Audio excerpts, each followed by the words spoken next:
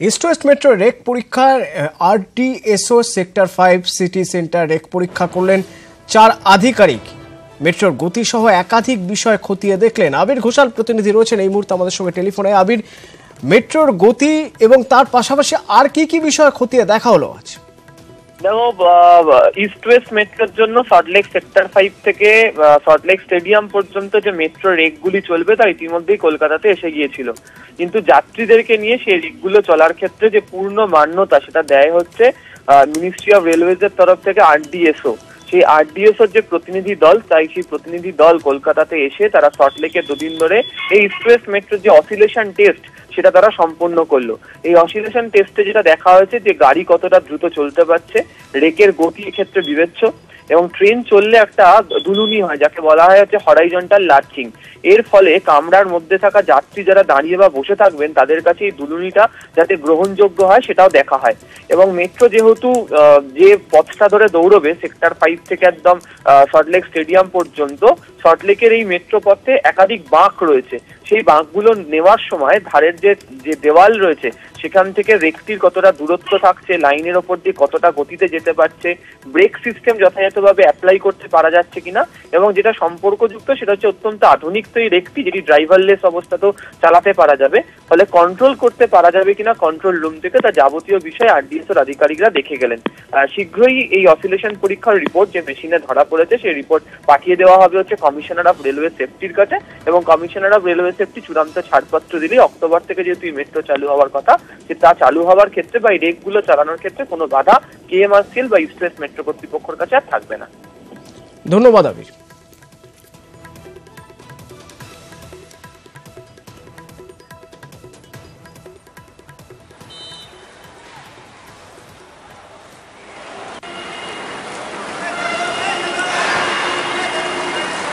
আজ হয়ে গেল metro trial run east West metro, এবং বেশ কিছু দিক খতিয়ে দেখলেন বিশেষজ্ঞরা।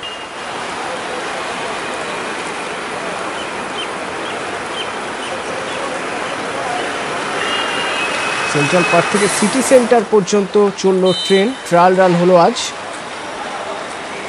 সেক্টর 5 থেকে সিটি সেন্টার পর্যন্ত।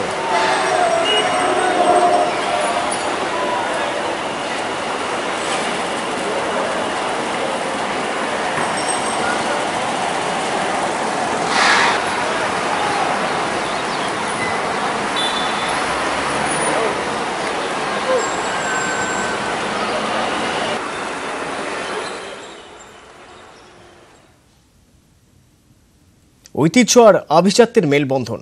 ভারতীয় রেলে এভাবেই পরিচিত সেলুন কার। রেলমন্ত্রী থেকে বিভাগীয় প্রধানরাই ব্যবহার করার সুযোগ পেতেন এই সেলুন কার। এবার সেই নিয়মে বদল হচ্ছে। ভারতীয় রেলের চলমান রাজপ্রাসাদ এবার ব্যবহার করতে পারবেন আম আদমি। এবার সেলুন কার ছুটবে ডুয়ার্স থেকে পুরী।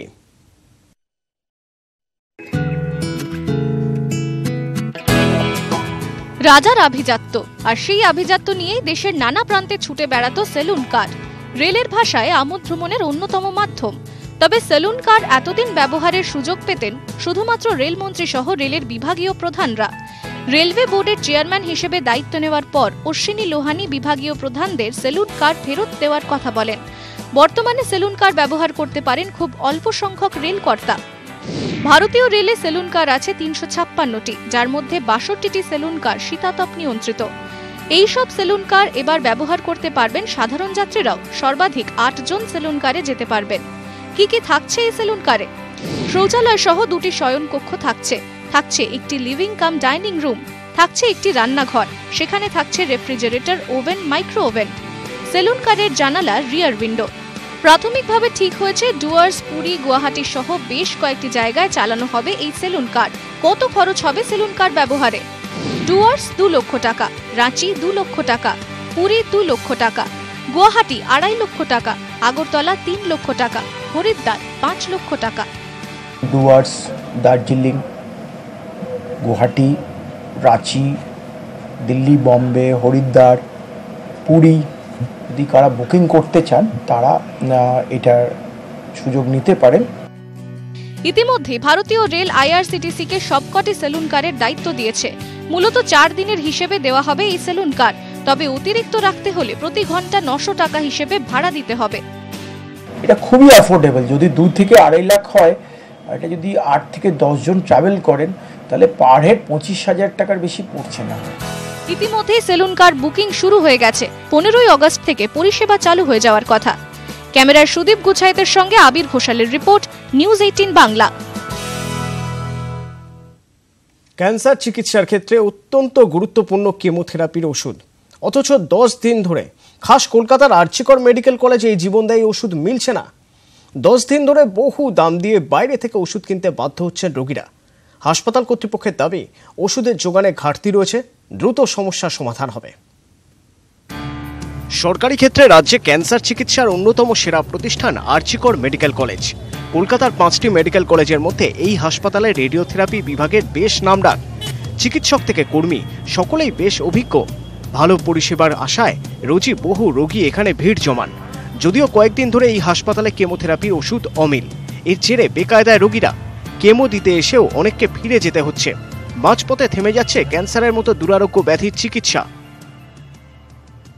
কেমোথেরাপি পাওয়া যাচ্ছে না, সেটা নিয়েই কথা হচ্ছে, আর কিছুই না। বলছেন যে আমাদের কাছে যদি স্টকে থাকে তাহলে আমরা দেবো, আদারওয়াইজ আপনাদের বাইরে থেকে কিনে নিতে হবে। তো সেটাই খুব চাপের বিষয়, অসুবিধা হয়ে যাচ্ছে যে মানুষের আর্থিক অবস্থা অনেক রকম খারাপ থাকে। সরকারি প্রকল্পে বিনামূল্যে এই ওষুধ পাওয়া যায়। হাসপাতালে স্টোরে ওষুধ না থাকায় অনেকেই বাইরে থেকে কিনছেন। অসুবিধার মধ্যে পড়ছেন দরিদ্র রোগীরা। এখানে পেলে ভালো হতো। আমি রিক্সা চালিয়ে খাই, আমার খুব কষ্ট হচ্ছে।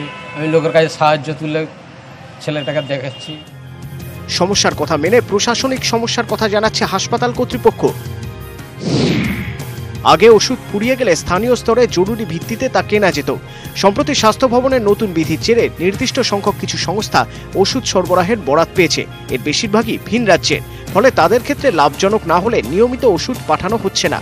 এ বিষয়ে স্বাস্থ্যকর্তাদের জানানো হয়েছে। দ্রুত সমস্যা মিটবে আশাবাদী কর্তৃপক্ষ। সাপ্লাই চেনে একটা প্রবলেম হচ্ছে, তা আমরা আমাদের চিঠিপত্র দিচ্ছি, বিভিন্ন জায়গায় কথাবার্তাও বলছি। এটা সাময়িক, আমার ধারণা এটা আগামী দিনে সলভ হয়ে যাবে। হাসপাতাল কর্তৃপক্ষ বলছেন খুব দ্রুত সমস্যার সমাধান হবে। ক্যামেরায় পিন্টু সরকারের সঙ্গে অভিজিৎ চন্দ, নিউজ 18 বাংলা, কলকাতা।